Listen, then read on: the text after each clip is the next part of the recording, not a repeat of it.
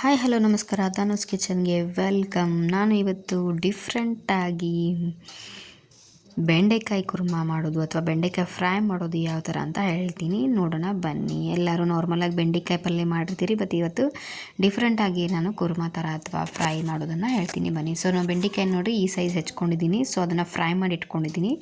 Fry ಮಾಡೋಬೇಕಾದ್ರೆ ಅದಕ್ಕೆ ಸ್ವಲ್ಪ ಉಪ್ಪು ಖಾರ ಗರಂ ಮಸಾಲ ಹಾಕಿ ಫ್ರೈ ಮಾಡ್ಕೊಂಡಿದ್ದೀನಿ. ಒಂದು ಸ್ವಲ್ಪ ಉಳ್ಳಾಗಡ್ಡಿ ಹೆಚ್ಕೊಂಡಿದ್ದೀನಿ. ಆಮೇಲೆ ಒಂದು ಟೊಮ್ಯಾಟೊ ಮಿಕ್ಸಿ ಜಾರಲ್ಲಿ ಹಾಕಿ ರುಬ್ಬಿಟ್ಕೊಂಡಿದ್ದೀನಿ. ಸೊ ಈಗ ನೋಡಿರಿ, ಎಣ್ಣೆ ಕಾದಿದೆ. ಎಣ್ಣೆ ಕಾದ ತಕ್ಷಣ ನಾವು ಅದಕ್ಕೆ ಸಾಸಿವೆ ಜೀರಿಗೆ ಹಾಕ್ಕೊಳ್ಳೋಣ ಒಂದು ಬಾಣಲಿಗೆ. ನಾ ಈಗ ಬೆಂಡೆಕಾಯಿ ಹುರಿದು ತಕ್ಕೊಂಡಿದ್ದೆ ರೀ. ಫಸ್ಟ್ ಫ್ರೈ ಮಾಡ್ಕೊರಿ ಚಲೋ ತಂಗ. ಸ್ವಲ್ಪ ಉಪ್ಪು ಹುರಿಯೋಬೇಕಾದ್ರೆ ಉಪ್ಪು ಖಾರ ಮತ್ತು ಒಂದು ಸ್ವಲ್ಪ ಗರಂ ಮಸಾಲೆ ಹಾಕ್ಕೋಬೋದು.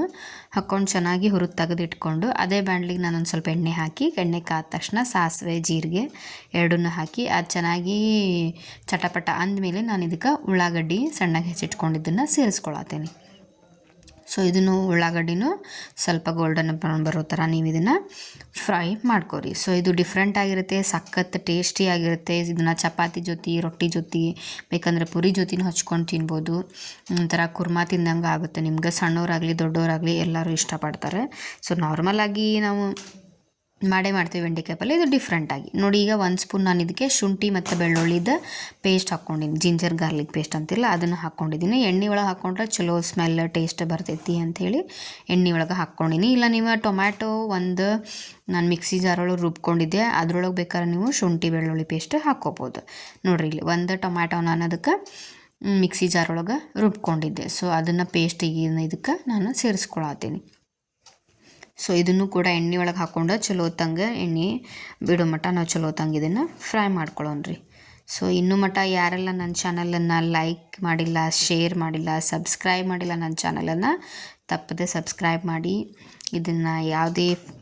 ಇದನ್ನಾಗಲಿ ಕಮೆಂಟ್ ಮಾಡಿ. ನೀವು ಯಾವುದೇನೋ ನೋಡ್ತಿರಲ್ಲ ನೀವು ರೆಸಿಪೀಸ ಏನಾಗಿದೆ ಅಥವಾ ನೀವು ಯಾವ ಥರ ಟ್ರೈ ಮಾಡಿದ್ರಿ ಹೆಂಗೆ ಅಂತ ಹೇಳಿ ಕಮೆಂಟ್ ಮಾಡಿ. ಸೊ ಇದಕ್ಕೆ ನಾನು ಸ್ವಲ್ಪ ನೀರು ಹಾಕ್ಕೊಂಡಿದ್ದೆ.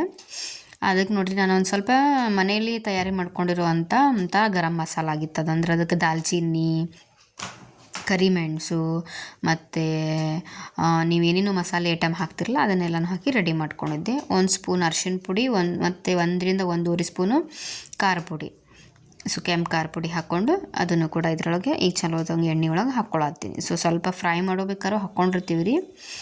ಈಗೂ ನೋಡಿ ಹಾಕ್ಕೊರಿ. ಮತ್ತು 1 ಸ್ಪೂನ್ ನಾನು ನೋಡಿ ಇಲ್ಲಿ ಉಪ್ಪನ್ನು ಸೇರಿಸ್ಕೊಂಡಿದ್ದೀನಿ. ಮತ್ತು ಈಗ ನಾನು ಅದಕ್ಕೆ ಸ್ವಲ್ಪ ಚಾಟ್ ಮಸಾಲ ಹಾಕ್ಕೊಳತ್ತೀನಿ ರೀ. ನಿಮ್ಗೆ ಯಾವ್ದು ಬೇಕಾ ಚಾಟ್ ಮಸಾಲ ಹಾಕೋರಿ, ಇಲ್ಲ ಗರಂ ಮಸಾಲ ಹಾಕೋರಿ, ನಡಿತೈತಿ. ಅದಕ್ಕೆ ಹಾಕ್ಕೊಂಡಿನಿ. ಇದಕ್ಕೆ ಬೇಡ ಅಂತಂದ್ರೆ ಬಿಟ್ಕೋಬೋದು, ಬಟ್ ಚೆನ್ನಾಗಿರುತ್ತೆ ಸ್ವಲ್ಪ ನೀವು ಇದಕ್ಕೂ ಚಾಟ್ ಮಸಾಲ ಸೇರಿಸಿದ್ರೆ. ಸೊ ನೋಡಿ, ಎಣ್ಣೆಲೆಲ್ಲ ಚೆನ್ನಾಗಿ ಫ್ರೈ ಆಗ್ತಾಯಿದೆ.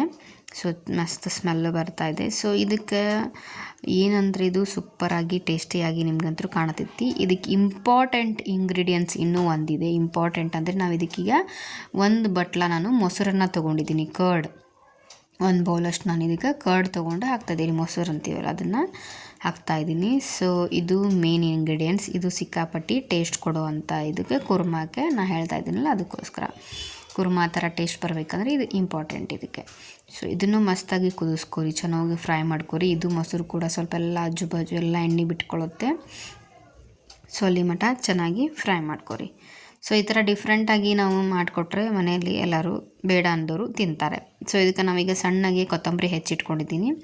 ಸೊ ಅದನ್ನು ಕೂಡ ಇದಕ್ಕೆ ಈಗ ಆ್ಯಡ್ ಮಾಡ್ಕೊಳ್ಳೋಣ. ಸೊ ಕೊತ್ತಂಬರಿ ಕೂಡ ನಾನು ಇದಕ್ಕೆ ಆ್ಯಡ್ ಮಾಡಿಕೊಂಡೆ. ಒಂದು 5 ನಿಮಿಷ ನಾನು ಇದನ್ನೆಲ್ಲನೂ ಸೇರಿಸಿ ಏನು ಮಾಡ್ತೀನಿ, ಇನ್ನೊಂದು ಸ್ವಲ್ಪ ಚೆನ್ನಾಗಿ ಫ್ರೈ ಮಾಡ್ಕೊರಿ. ಸೊ ಎಲ್ಲರೂ ಏನಂತ ಹೇಳಿ ಟ್ರೈ ಮಾಡಿ ಕಮೆಂಟ್ ಮಾಡ್ತಿರಲ್ಲ, ಕಮೆಂಟ್ ಮಾಡೋದು ಮಾತ್ರ ಮರಿಬೇಡ್ರಿ ಚಾನಲ್ದಾಗ. ಸೊ ಹೇಗಿತ್ತು ಏನಂತೆಲ್ಲ. ಸೊ ಈಗ ನಾವು ಬೆಂಡೆಕಾಯಿ ಏನು ಫ್ರೈ ಮಾಡಿ ಇಟ್ಕೊಂಡಿದ್ವಲ್ಲ, ನಿಮ್ಗೆ ಯಾವ ಸೈಜ್ ಬೇಕು ಆ ಸೈಜ್ ಕಟ್ ಮಾಡ್ಕೋಬೋದು. ನಾನು ಈ ಥರ ಸೈಜ್ ಕಟ್ ಮಾಡಿ ಸ್ವಲ್ಪ ಉಪ್ಪು ಖಾರ ಹಾಕಿ ಎಣ್ಣೆ ಒಳಗೆ ಚೆನ್ನಾಗಿ ಫ್ರೈ ಮಾಡ್ಕೊಂಡಿದ್ದೆ. ಸೊ ಅದನ್ನು ಈಗ ನಾವು ಇದಕ್ಕೆ ಹಾಕ್ಕೊತಾ ಇದ್ದೀವಿ. ಸೊ ಏನು ಕುರ್ಮಾ ರೆಡಿ ಮಾಡ್ಕೊಂಡಿದ್ವಿ. ಸೊ ನೋಡಿರಿ, ಇದನ್ನು ಚೆನ್ನಾಗಿ ಇದ್ರ ಜೊತೆ ಮಿಕ್ಸ್ ಮಾಡಿಕೊಂಡು ಒಂದು 5 ನಿಮಿಷ ಚಲೋತ್ತಂಗೆ ಬೇಯಲಿರಿ ಎಲ್ಲ ಸೇರಿ.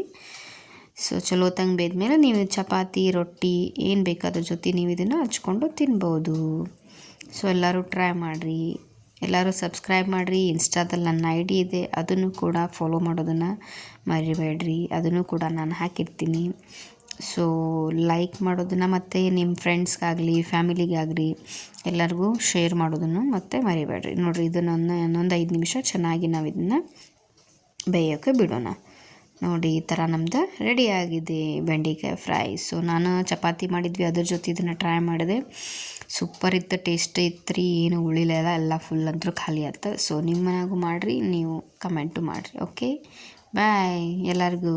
Thank you so much.